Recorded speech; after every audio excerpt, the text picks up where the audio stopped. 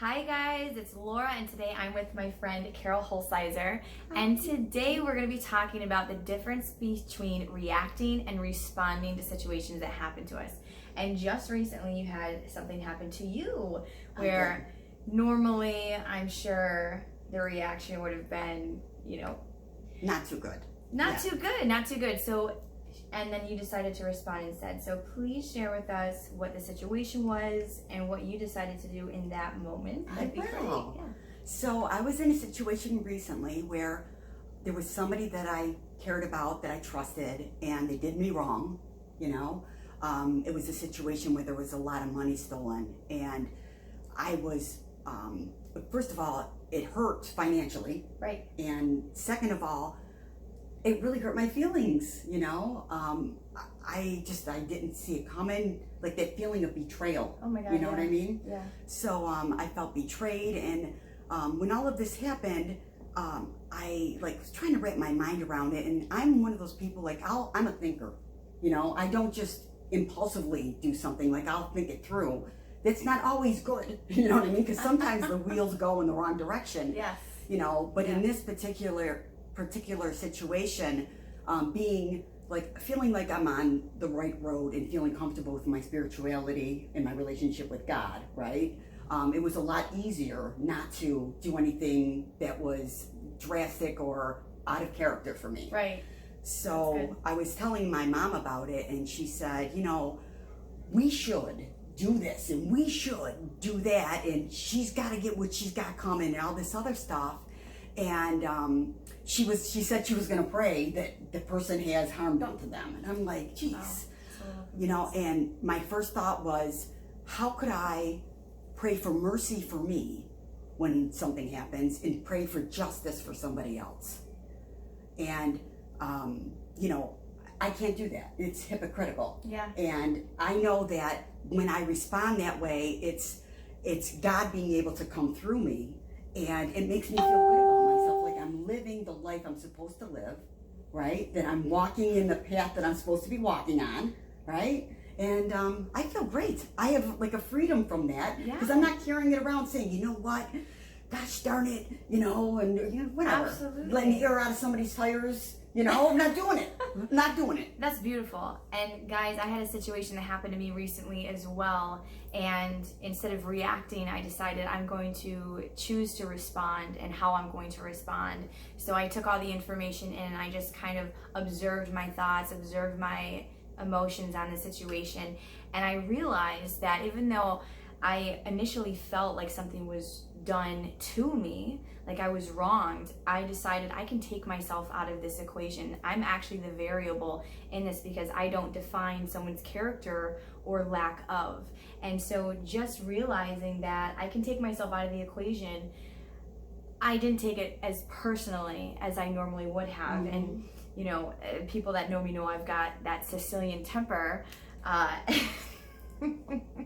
And it was just an amazing place for me to come from, a response of, okay, I'm going to choose to take myself out of victim mode. I'm not going to spend my perception from that angle, and realizing that behind victim mode, when you say, oh, if this person X, Y, Z, then they would have behaved this way or whatever, it's really a self-limiting belief that I was able to find in myself. So looking at myself, of how did I align myself with this experience, and then what gold blessing is in here that I can extract from, because we don't grow during the times that life is just easy. We grow in those times where we're challenged.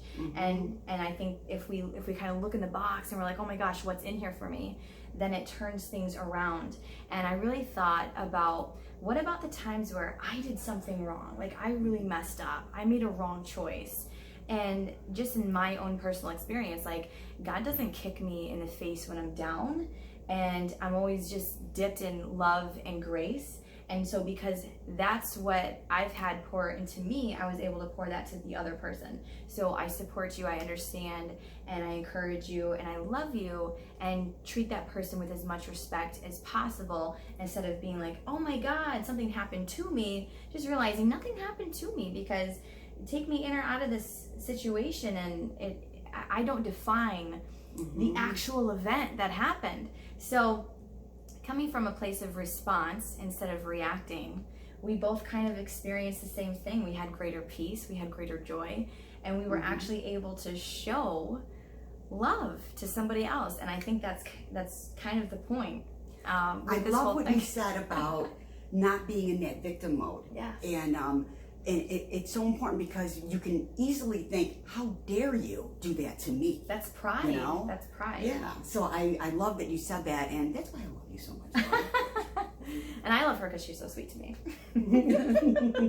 So we're just challenging you guys, instead of reacting to a situation that happens to you, just kind of take a step out, realize, just observe, am I playing victim mode right here?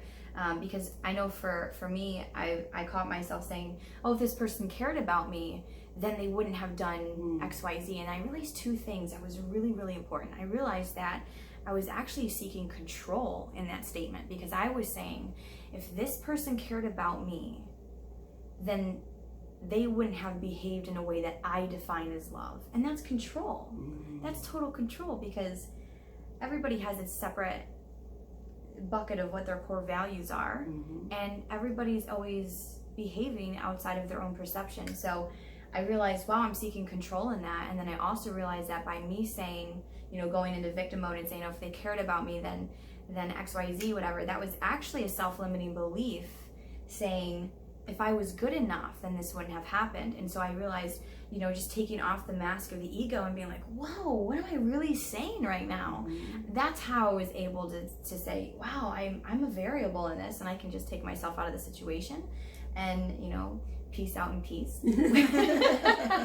And so, if you're going through a situation, or you've gone through one, you can reflect on it and just kind of prepare your mind of, okay, what am I going to do next time I come across a really challenging situation? I'm going to choose to respond instead of reacting. It takes a little bit of self-control, takes a little bit of self-discipline, but really it just takes you thinking about, how would I want to be treated if I made a mistake? Because behind behaviors, there's people, right? And we're all seeking love and understanding and support. So another thing that I just thought of was, somebody that is very dear to me told me a long time ago, walk with dignity and with grace. Yes. And lots of times it's not whether or not the person deserves the same mercy or the same grace that I got. It's about the person that I am. Absolutely. And it's a mirror of me. I love that. Yeah, any obstacles that I come across, I think, okay, I've got my daughter watching me, I've got other people watching me. And sometimes that's a good thing to keep me in check, just that alone. Yeah.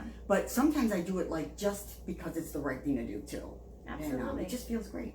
I love that. I love that she said the dignity and how you hold yourself, because how you respond or react to a situation defines you. And that's amazing. I love that. It's just something to just think of, like, who am I? Like, whatever I'm pouring into myself is what's going to pour out when my seam gets cracked open, right? So when somebody crosses me or does something wrong to me, or life happens or whatever's coming out of me is what I've been pouring into myself, right? What I've been surrounding myself with. So have I been pouring love and support and understanding and grace and mercy into my own life, right? And coming from a place of self-love as well. If you don't love yourself, you can't treat anybody else with love and respect. It's going to be extremely challenging when somebody does something wrong. But I love that. And then also, once you've experienced, just from my own experience, like the love of God, like just truly like the forgiveness and the grace and the mercy, it's just it's different. It's kind of hard to kind of like kick somebody in the face when they mess up, right? Nobody's perfect, and everybody makes mistakes. I mean, and just being able to kind of like take a look at yourself in a situation instead of, pointing the finger, because anytime you find yourself pointing your finger or playing victim mode, your ego is trying to hide something from you. It's trying to hide your self-limiting beliefs. So you got to look at it in order to tear it up, pluck it out, get rid of it like a weed. So guys, share this video, tell us what you think, comment below, make sure you subscribe if you're watching this on YouTube, and we will see you soon. Love to you all.